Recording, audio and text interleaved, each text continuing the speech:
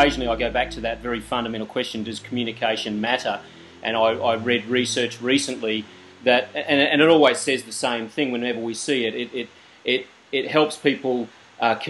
It makes our relationships better. It helps us make more money. And it saves us time. So there's no doubt about it. Communication will make a difference. What are some of the key skills then at a pretty granular level for leaders as hosts? You mentioned listening and questioning. Is it that kind of stuff? Well, let me give you a specific. Our network, which at one stage spanned 33 countries, we have a conference almost annually, and each year the people in our network pay their own money to attend, so whether they're not engaged is fairly easy to measure. Do they come again? Is the key test. Well, repeat attendance rate and participation and satisfaction has gone up since I stopped giving presentations, myself and my cohorts, and since we started running meetings that did have an agenda that we did host, but the agenda was light, and within it, they had the specific role of deciding on the questions to be asked and to answer. But to put a name on it, open space. And it's a fantastic methodology. And it's had a direct impact on our business. There are others, like knowledge cafes and these methodologies.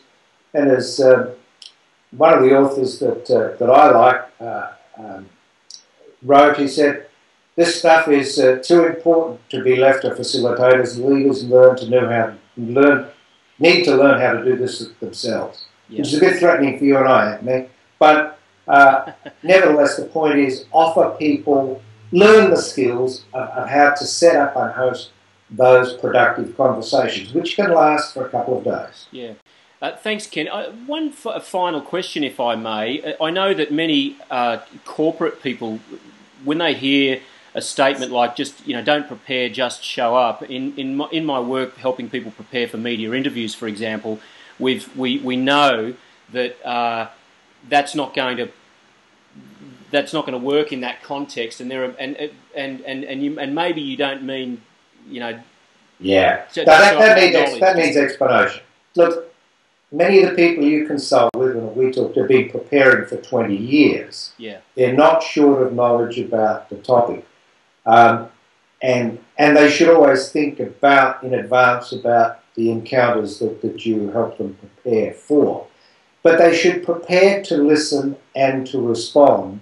They shouldn't necessarily prepare materials. They shouldn't necessarily prepare what they're going to say. They should learn the skills of being responsive. That is equally preparing. Yes, yeah, that's great advice, Ken. That's terrific advice.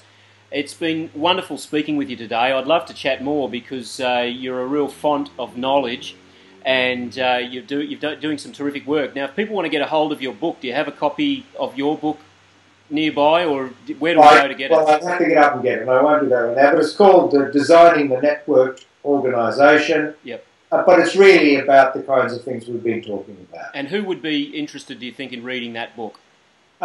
There's three kinds of people that would be interested. Those who are leaders in conventional businesses who understand that work really gets done via the network. Yep.